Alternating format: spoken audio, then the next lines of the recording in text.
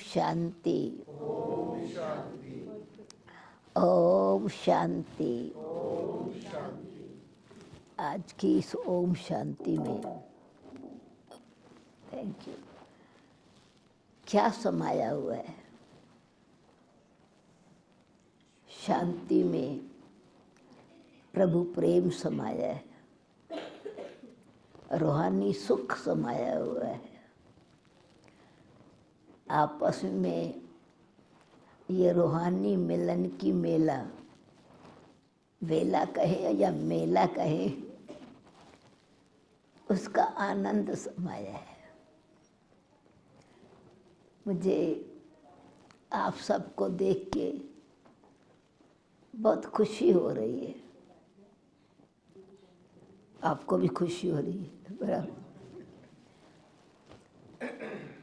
मुझे बताया कि ये जो शाम का अभी क्लास है, मिलन है, भाई बहन सब अपना परिवार है ऑफ कोर्स, उसमें भी खास करके जिन्होंने अपने घर में गीता पाठशाला खोली है या घर बैठे परमपिता परमात्मा का संदेश देते हैं, बहनें, कुमारियाँ, माताएं, परिवार के परिवार चलते हैं, बहुत खुशी की बात है। तो ऐसी आत्माएं जो घर को ऐसा वातावरण बना लेवे, तो बाबा उनको बधाई देते हैं। दुआएं सबसे मिलती हैं, परमात्मा अपना प्यार और साथ साथ सबकी दुआएं, क्योंकि जिन आत्माओं का संबंध परमात्मा से जुटा, रास्ता मिल गया प्रभु मिलन का, कितनी वो खुश होंगी। ये तो ऐसे ही है जैसे कि अंधे को नैन मिल जावे, भटके हुए को राह मिल जावे, प्यासे को पानी मिल जावे, रोगी निरोगी बन जावे। तो उसका ऐसा वातावरण घर का बनाने के लिए पहला स्टेप क्या है? पहला स्टेप अथवा पहला कदम है अपना मन की शुद्धि। मन को बनाए मंदिर या गुरुद्वारा, मन को बनाए तीर्थ स्थान। जो भी संकल्प उठे वो शुद्ध करने वाला हो। जो भी विचार आए बुद्धि को दिव्य बनाने वाला हो, अच्छी मत पर, प्रभु की मत पर चलने वाला हो। संस्कार, विचार और व्यवहार ऐसा हो जो संतुष्ट रहे। कहते हैं आपसे मिलकर बड़ी खुशी हुई, तो मिलकर के खाली एक दो के सामने की बात नहीं। मिलने का मतलब है हमारे विचार आपस में मिले, हमारे संस्कार मिले। ऐसे तो हजारों लोगों को मिलते हैं, ट्रेन में भी जाओ तो बहुत लोग मिलेंगे, बस में भी चढ़ो तो मिलेंगे, ट्रेन में जाओ तो भी मिलेंगे। परंतु जिनके साथ हमारा विचार मिलता है, संस्कार मिलता है, तो नजदीकी का अनुभव होता है। तो मन को मंदिर बनाए, फिर घर को आश्रम बनाए। आश्रम में का मतलब यही है कि वातावरण ऐसा हो जिसमें विचार और संस्कार मिला के चले। संसार में, परिवार में रहते हुए भी जीवन ऐसा बने कमल के फूल की तरह। कमल का फूल कीचड़ में रह कर के कीचड़ से न्यारा रहता है। बाकी भक्ति में तस्वीरें तो बहुत बनी हुई हैं। भाई लक्ष्मी जी कमल पर बैठी है। अब अगर विचार करें तो कितना भी थोड़ा वेट होवे शरीर का, कमल के फूल पर बैठेंगे, कमल का फूल तो टूट जाएगा। भाव क्या है, उसका मतलब है उसके पीछे कि हमारी अवस्था, मन बुद्धि इतना स्थिर हो जावे जो बेशक संसार, व्यवहार, विचार अभी किसी के पास संपूर्ण शुद्धि नहीं है कि, और इस शरीर में भी अगर देखे तो शरीर भी मिट्टी, तो जितना शरीर का हिसाब किताब बड़ा छोटा होगा वैसी होगी। इसमें भी इमोशंस हैं, पानी है, ब्लड है, ये भी तालाब है। इसमें 5 तत्वों के शरीर में रहते हुए हम हमारी दृष्टि में, वृत्ति में, व्यवहार में, संस्कार में दिव्यता होवे, न्यारापन होवे, बैलेंस होवे, न्यारा भी रहे और सबका स्नेही प्रभु का प्यारा भी रहे। तो दृष्टि भी कहते हैं कि जब शुद्ध है, दृष्टि शुद्ध है तो कहा जाता है कमल नयन हृदय कमल, यानी जैसे कमल पर कीचड़ नहीं लगता, पानी नहीं ठहरता, ऐसे हमारी दृष्टि में दोष दृष्टि न होवे। अब देह का भान है अगर, तो हर चीज़ में नुक्स निकालेंगे, दोष देंगे, कमी देखेंगे, फिर कमज़ोरी का वर्णन करेंगे, फिर वातावरण खराब होएगा। तो दृष्टि में भी दिव्यता, जिसको बाबा कहते हैं कि अभी हर एक की दृष्टि नज़र से ऐसी देखो जैसे कि वो आत्माएं, काला कोयला भी कोई होवे ना हीरा बन जावे, पारस बन जाओ, पारस मणि बन जाओ। लोहे को पारस टच करता है, सोना बन जाता है, ऐसी कहावत है। तो हमारी बुद्धि जब पिता परमात्मा के साथ जुटी होगी तो कैसे भी संस्कार वाला, उनका जीवन बदलेगा जब हमारा जीवन बदला हुआ है। तो दृष्टि में दया भाव भी, रिस्पेक्ट भी, प्यार भी, और गुण उसका आधार है गुणग्राही दृष्टि। हर एक आत्मा के अंदर गुण जरूर है, क्योंकि हम सब आत्माएं परम पिता परमात्मा की संतान हैं। एक पिता एकस के हम बालक, और बालक है तो मालक होएंगे ना। तुम मात पिता हम बालक तेरे, तुमरे कृपा ते में सुख घनेरे। कौन सी कृपा? परमात्मा की तो कृपा सदा रहती है, पर जो बालक बन जाता है वो वर्षा के विरासत का अधिकारी बन जाता है। परमात्मा की जो प्रॉपर्टी है उसका मालिक बन जाता है, बालक मालक बन जाता है। परंतु अब तक हम ये तो समझा निर्माणता है, अहंकार नहीं है, दासों का दास बन करके रहो तो निर्माणता रहेगी। परंतु ये सोचना है कि मेरा परमात्मा पिता से रिश्ता कौन सा है। मैं कहता हूँ तुम मात पिता हम बालक तेरे, और मैं परमात्मा के द्वार पर जाता हूँ भिखारी बन के। थोड़ा सोचे, दो बात मिलती नहीं है। मैंने कहा पर मैं तुम माता पिता हम बालक तेरे, और फिर मैं जा रहा भिखारी की तरह उनसे कुछ मांग रहा हूँ। तो आपके दरवाजे पर कोई भिखारी आए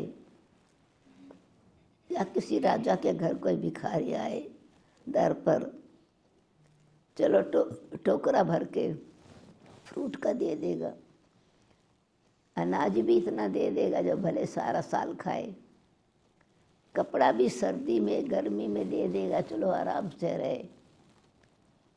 पर ये नहीं कहेगा कि तू अंदर आ जा,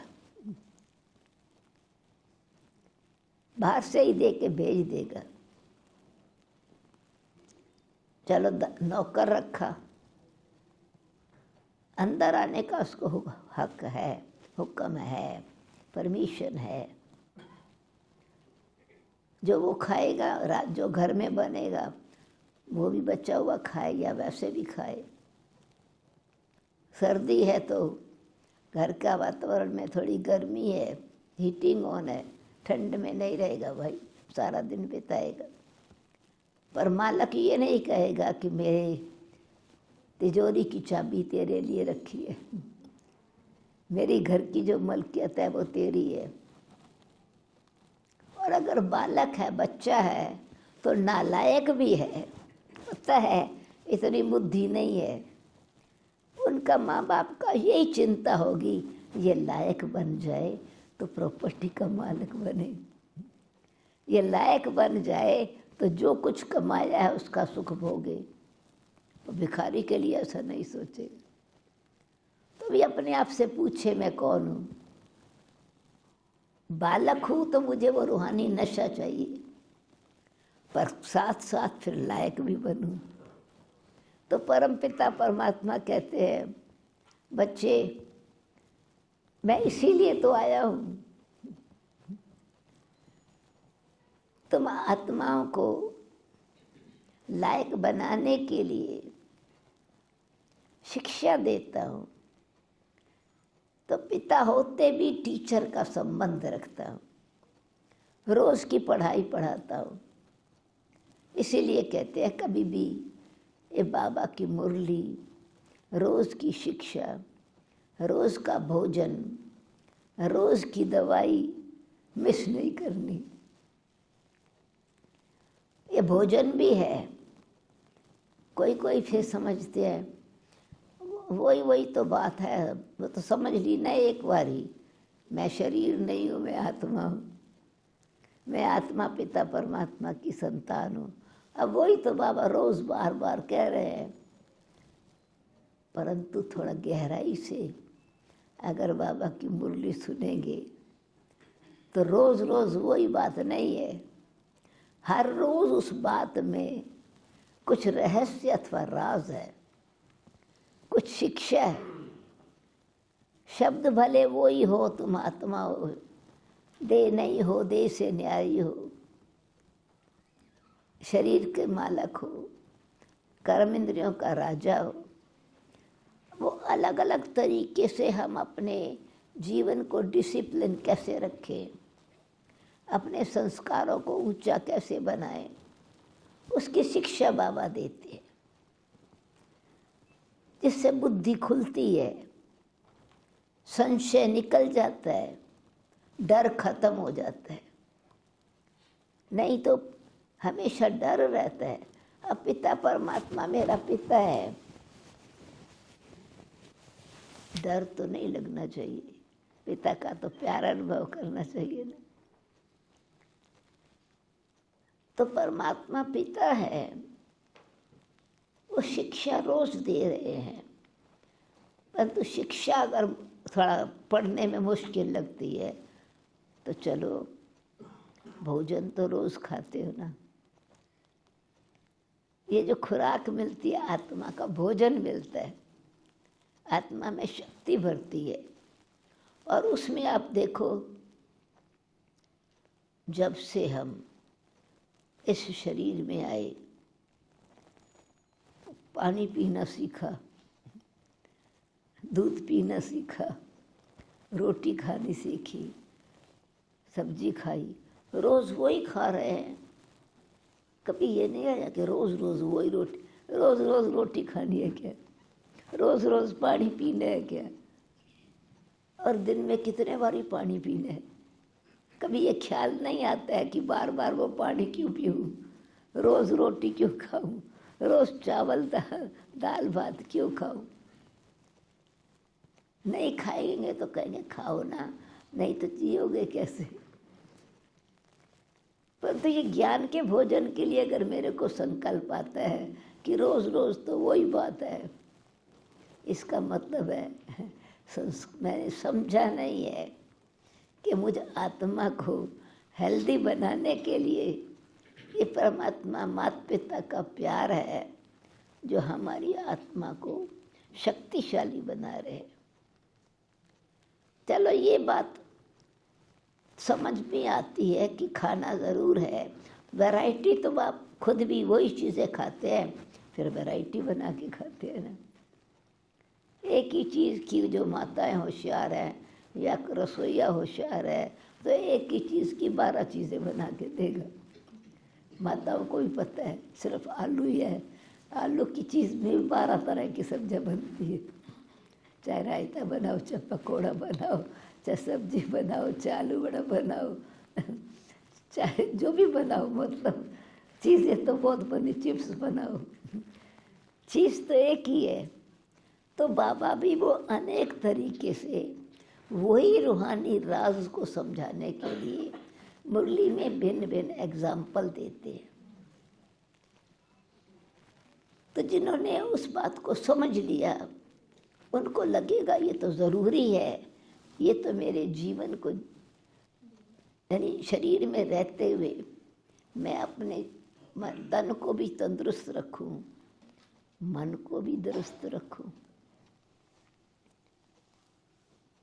परंतु मन जल्दी बीमार हो जाता है, छोटी छोटी बात में अपसेट हो जाता है, दुखी होता है, परेशान होता है, तो फिर बाबा को दवाई देनी पड़ती है। तो रूहानियत के हिसाब से देखें तो ये खाली भोजन नहीं है, ये तो दवाई है क्रॉनिक डिजीज़ को ख़त्म करने की। और उसमें अगर डॉक्टर कहता है 6 महीने ये तुमको लगातार लेनी है, दिन में 4 बार लेनी है, तो ये कभी संकल्प नहीं आता। सॉरी दीदी, ये नीचे चला गया।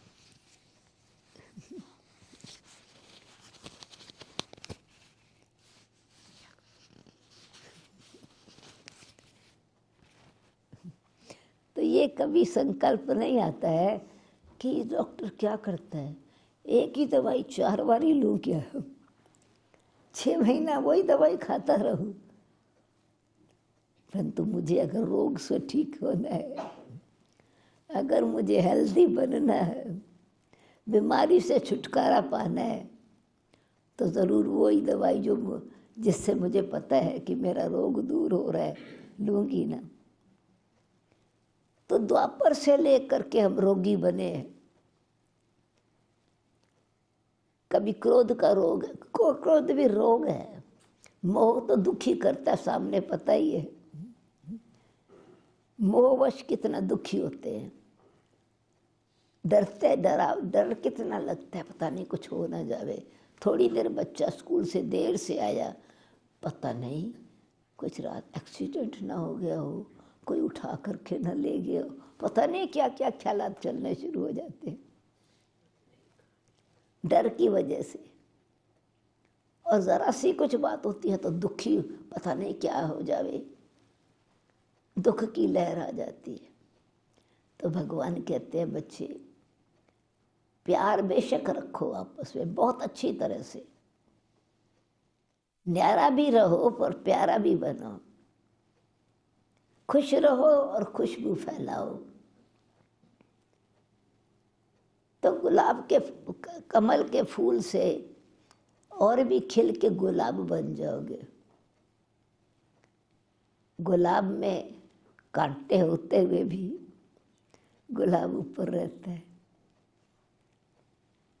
कांटे गुलाब को नहीं चुभते, और फिर भले कांटे होते हुए भी हम गुलाब को प्यार से सूंघते हैं, कांटे से थोड़ा सावधान रहते हैं, तो समझ मिल जाती है कि बेशक किसी के संस्कार थोड़ा कड़े हैं, गुस्से वाले हैं, नफरत वाले हैं, दुख देने वाले हैं, मैं रहम की दृष्टि रख करके रूहानियत की खुशबू में फैलाऊं तो इस बेचारे को भी शांति अथवा शक्ति मिले। गुलाब कांटों में रहकर न्यारा रहता है ना, तो इस कांटों के जंगल में रहते हुए भी खुशी रहे, खुशबू देवें, रूहानियत का वातावरण फैलावें,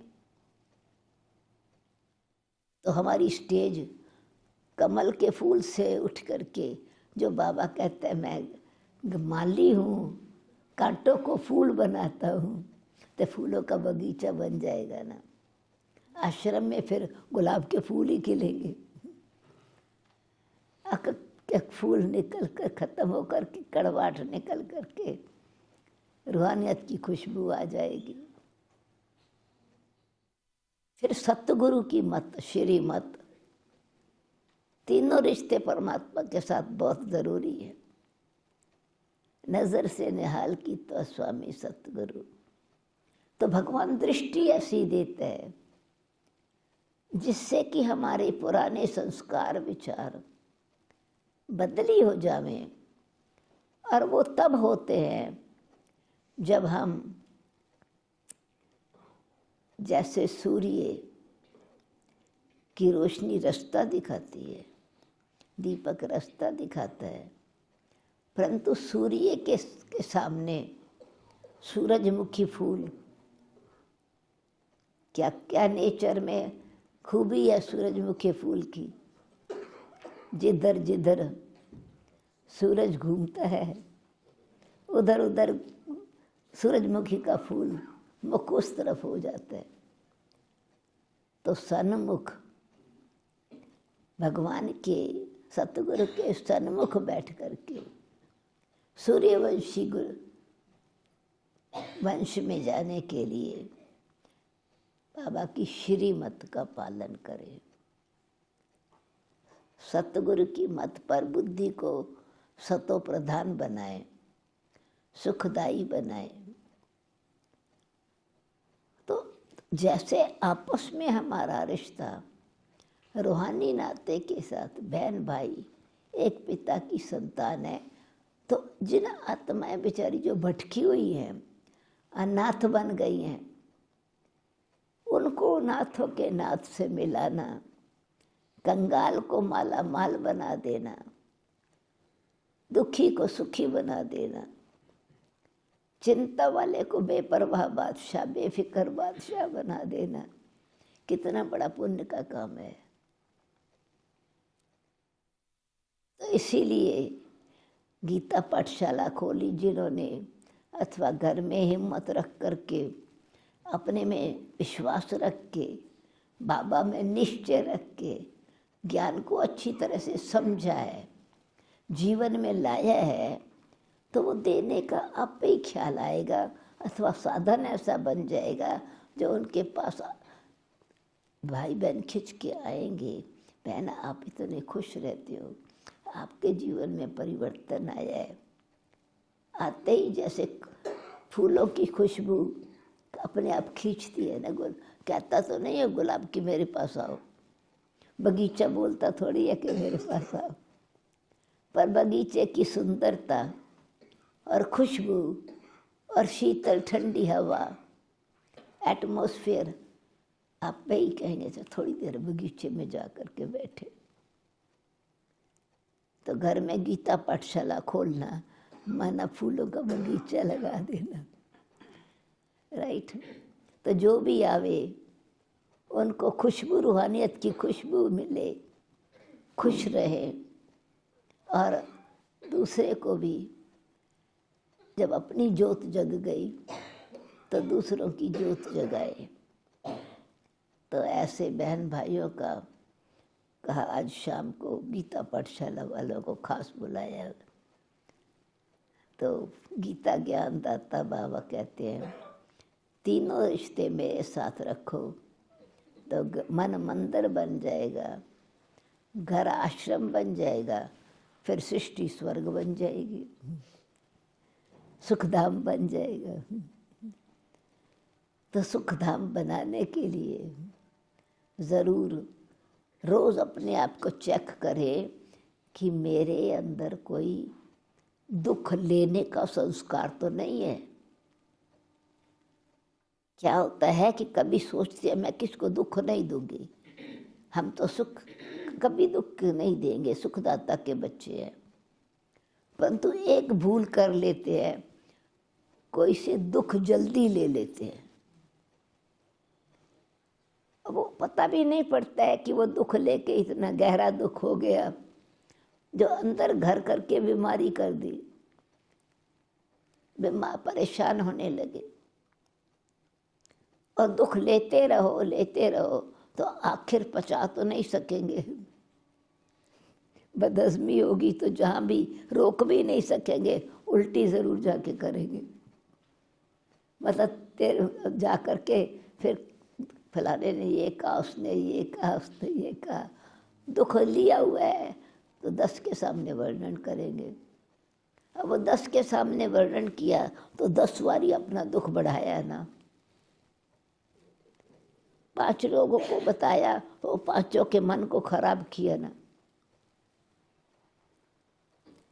तो हम चाहे आपके घर में गीता पाठशाला है या नहीं है, आप चलते फिरते पाठशाला बन जाएंगे, चलते फिरते म्यूजियम बन जाएंगे, चलते फिरते प्रदर्शनी बन जाएंगे, परमात्मा का दर्शन कराने वाले बन जाएंगे।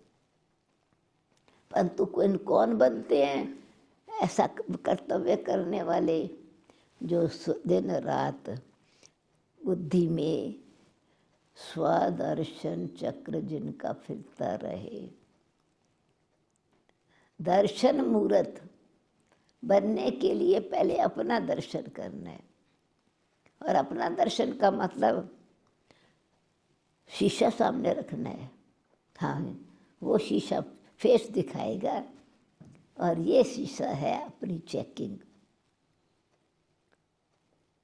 ये जो दूसरा मिरर है वो तो कोई और भी तैयार कर लेगा, पर अपना मुखड़ा देखने के लिए मिरर अपने आप का आप पे ही तैयार करना है। और फिर ध्यान से देखें कि बाबा ने हमको क्या बनाया और क्या बना रहा है। वो कोई और मनुष्य नहीं थे जिनको भगवान ने देवता बनाया। मनुष्य से देवता की एक अर्थ न लगी वार। वो कौन से मनुष्य थे? पता है कौन से थे वो? जिनको पता है वो हाथ उठाएं। वो कौन थे? हम ही तो थे। हम सो हम ही वो देवता थे। कहाँ इतने ऊंचे सूर्यवंशी कुल के, कहाँ 16 कला संपूर्ण निर्विकारी सदा पूर्णमासी, और कहाँ अमावस्या अंधेरी रात। कहाँ सतो प्रधान स्टेज और कहाँ तमो प्रधान स्टेज। कहाँ हीरे मोती के महलों में रहने वाले, कहाँ झोपड़ी में भी जगह नहीं। कहाँ एकदम सच्चा सोना और कहाँ जंक वाला लोहा, वो भी टूटा फूटा पुराना। कितना अंतर हो गया। तो भगवान को, परमात्मा को, बाबा को, सतगुरु को तरस पड़ता है, रहम आता है अपने बच्चों पर, प्यार भी आता है, रहम भी आता है। और बाबा कभी कहते हैं मुझे तो अपने बच्चों को देख करके आश्चर्य लगता है थोड़ा। पिता बाबा बाबा कहते हैं, फिर कहते हैं बाबा मैं तो आपको भूल जाता हूँ। बाबा कहा और अपने माँ पिता को भूल जाए तो इसका मतलब अनाथ हो गया। मैं तो नाथों का नाथ बनाने आया हूँ, मैं तो सबको सिरताज बनाने आया हूँ। तो बाप को तो फिर भी जब कहा बाबा मैं आपको भूल जाता हूँ, तो बाबा को कह रहे मैं भूल जाता, तो बाबा याद है तब तो कहा ना बाबा भूल जाता हूँ। तो एक तरफ कह रहे बाबा मैं आपको भूल जाता हूँ और बाबा को ही कह रहे हैं, तो असली बाबा नहीं भूला, बाबा से जो मिली हुई खुशी है, बाबा से जो मिली हुई विरासत है, बाबा जैसे मिली हुई शक्ति है, उसको भूल जाते हैं। भगत भी भगवान को भूल गए तो सिर्फ बाकी चीजें मांगते हैं, पहचानते नहीं फिर परमात्मा को। तो हमको बाबा न केवल अपनी पहचान देते हैं, अपना संबंध अपने साथ जुड़वाते हैं, रिश्ता अपने साथ जुड़वाते हैं। रिश्ता जुटा, रास्ता खुल गया, रिश्ता जुटा, फरिश्ता बन गए। क्योंकि अभी तरीका ही, सोचने का तरीका बदल गया, समझ एकदम दिव्य बुद्धि मिल गई, तो सोच भी बदल गई, समझ भी बदल गई, संस्कार भी बदल गया, तो नेचुरली जीवन का व्यवहार अपने आप ही बदलेगा। आत्मा में न केवल ज्ञान, ज्ञान के साथ साथ शक्ति भी बढ़ेगी, योग्यता भी बढ़ेगी, पर उसके लिए योग लगाना पड़ेगा, ताकि पिछला किचरा निकल जावे और फिर खाली होएगा, स्वच्छ होएगा तो नया ठीक भरेंगे। अगर स्वच्छ नहीं है तो नया भरा भी सही, तो वो नया भी खत्म खराब हो जाएगा। इसलिए मन बुद्धि को न्यारा रखें, प्यारा रखें, खुश रहें, खुशबूदार बने, तो दुख लेना नहीं है तो ऑटोमेटिकली दुख देंगे भी नहीं किसी को।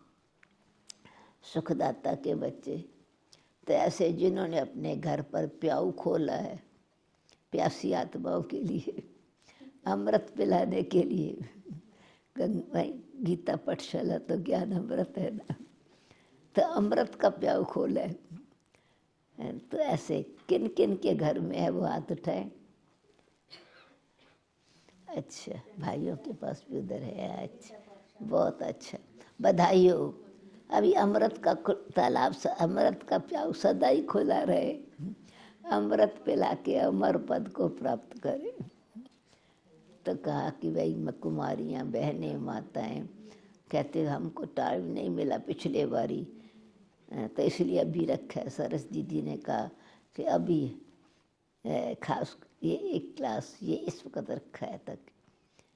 तो मुझे तो खुशी है कि ऐसी ज्ञान गंगाएं, कुमारियाँ, ऐसी शिव शक्तियाँ ज्ञान की गंगा बन करके पावन बनने वाले ही दूसरे को पावन बनाएंगे, शुद्ध बुद्धि रखने वाले ही सेफ रह सकेंगे।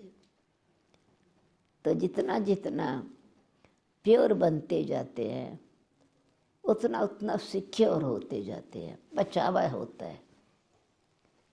प्योर है तो सिक्योरिटी है ही है, रक्षा है। और जीवन भगवान के प्रति इंश्योर हो गया तो और ही न केवल इस जन्म की प्राप्ति, अनेक प्रकार से प्राप्ति आत्मा को होती रहेगी, हर प्रकार से शक्ति मिलती रहेगी। तो आप लोगों को तो आए हुए 2 घंटे हो गए हैं, पहले आ गए थे ना, हमारे से ही पहले आए, हमने तो आधा घंटा उधर ऐसे ही। ठीक है, छुट्टी आपकी लेके गए थे, बहन जी ने कहा नहीं सबको पता है कि आप फ्रेश होकर के फिर क्लास करेंगे, पर योग किया ना, समय तो सफल किया ना, योग किया ना। ओके, बाकी तो मिलते रहेंगे, ये तो खास गीता पाठशाला वालों के लिए ये था।